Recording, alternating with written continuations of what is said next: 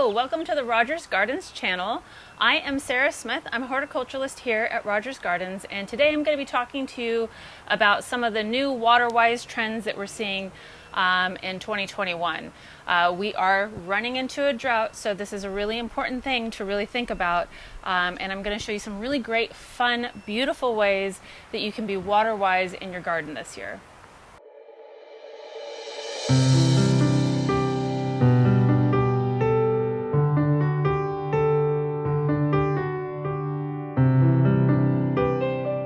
One of the first things I want to talk to you about is replacing some of your lawn. Here in Southern California, we've gotten so used to seeing big, beautiful expanses of green lawns. They look really lush and pretty. However, it's really kind of a huge waste. If you're not playing on them, you don't have kids, or you're playing sports or pets, it's really kind of pointless. They take up a lot of water. A lot of the fertilizer is going down into the groundwater, which is seeping out into our oceans and creating a really big, huge havoc there. And you have to get them cut all the time, so it's creating a ton of green waste. Usually the lawnmowers or the weed whackers are using a lot of gas and oil. So really, it's kind of a huge nightmare right there. Replacing lawns in areas that you aren't using is going to be a really beautiful thing that will make your yard look even more gorgeous and even more manicured, believe it or not, and use a lot less water. So I'm going to talk to you about kind of two different looks that I think are really, really pretty and are becoming really, really popular, but are super water-wise, add a lot of different diversity into the garden, and also will attract a lot of great pollinators and things as well. One of the first options for replacing your lawn is using succulents. I know what you're thinking. That's going to be a lot of different jumbly things, but there's a lot of really beautiful things you can do. Also, mass planting looks really, really gorgeous. And succulents do not require nearly as much water as your lawn is going to. You are still going to have to water. Succulents, true, don't need a lot of water, but if you don't water them at all, they start to look a little shabby. So they like to have a little bit of water, but you're definitely going to cut your bill down significantly. One of the newer things that I'm seeing on the market that I absolutely love is this dwarf carpet of stars. It's really beautiful. It's super compact. It's very green and lush looking. It gets a really gorgeous little tiny purple flower on it. It really fills in super quickly, and it's very, very tight, so you don't get a lot of weed problems when planting something like this. The botanical name on this is Ruscus. I think I'm saying that right. But it's really, really a great lawn alternative. The nice thing about this is it is walkable, so it can't take a ton of traffic, but occasional traffic, occasional dogs walking on it, an occasional going over to maintenance your garden and walking on this is completely fine.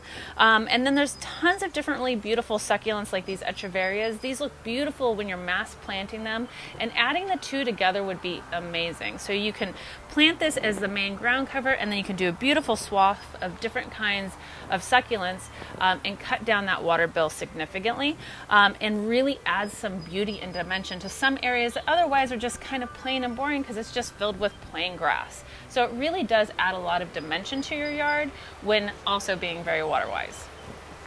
The second option for replacing your lawn is going with a kind of meadow look. This has gotten really popular in the recent years, and I really, really love it because it adds a lot of diversity to your garden, and also a lot of the different pollinators really love these. So you're going to attract not only butterflies, but you'll also get hummingbirds, regular birds, because they like to come in and use the grass for nest building, bees, and all those kind of great things back into our yard. I find here in Southern California, we've kind of prioritized our yard into being super, super useful for us for every single space. But I'm finding that people are kind of realizing that bringing in the butterflies and all the birds and stuff actually is a good priority to have, and really kind of fills your soul when you actually go out and see all those beautiful creatures in your yard living and thriving, and you're offering them kind of a sanctuary in an urban land setting. So it's really kind of a fun thing to have. Creating a meadow, you can be all different kinds of plants. So you can be really simple and just do one thing like we have here, or you can add different things. So it doesn't have to just be grasses. There's a lot of really beautiful grasses, and I find comboing different colors really is great.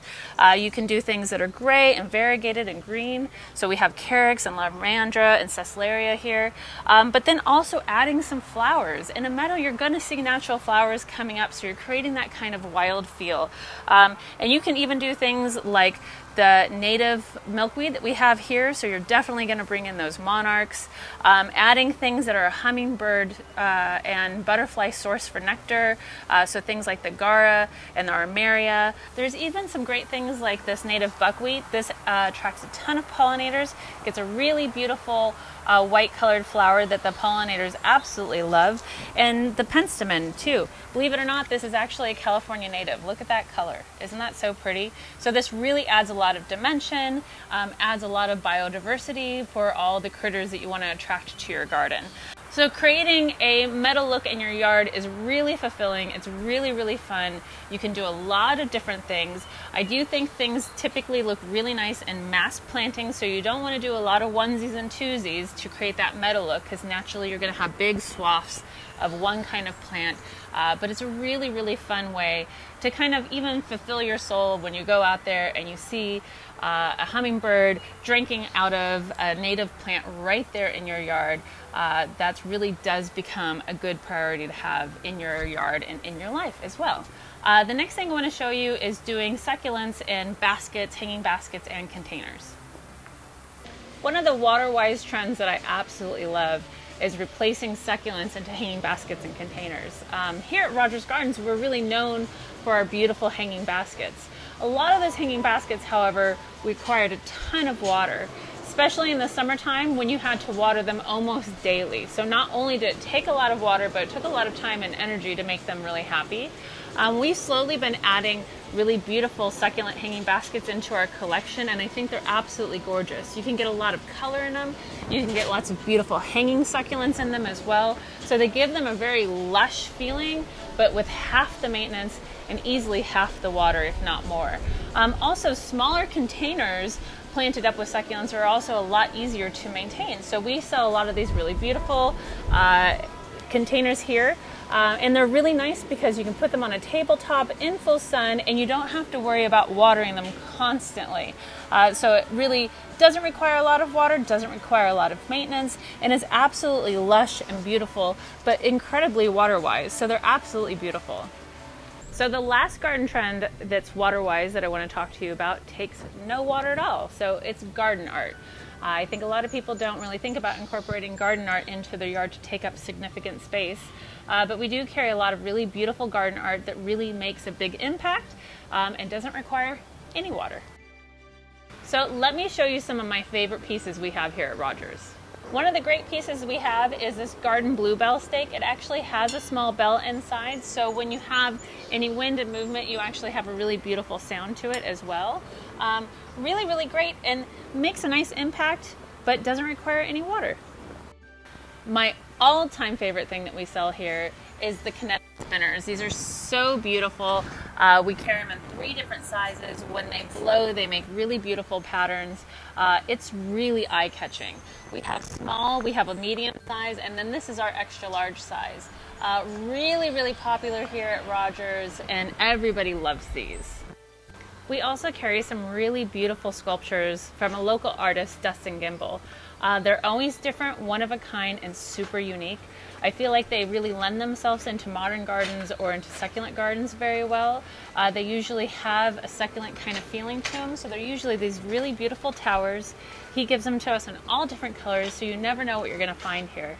It's always really exciting when he brings something in new because it's something we've never seen before.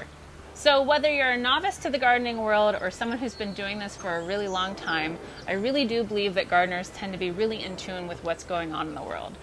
Being aware of things like drought and fine-tuning your yard to reflect that, or bringing in plants to bring in the pollinators that have been kind of forced out of urban areas, is a really important, great thing that we can do for the rest of the community.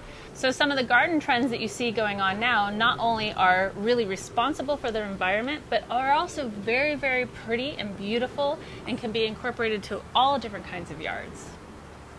Thank you so much for watching this video. Make sure you subscribe to our channel so you can see all the new beautiful things that we create for you guys. And also just sign up for our email list. You can know about all the different events we have going on here at Rogers Gardens so you don't miss out on anything.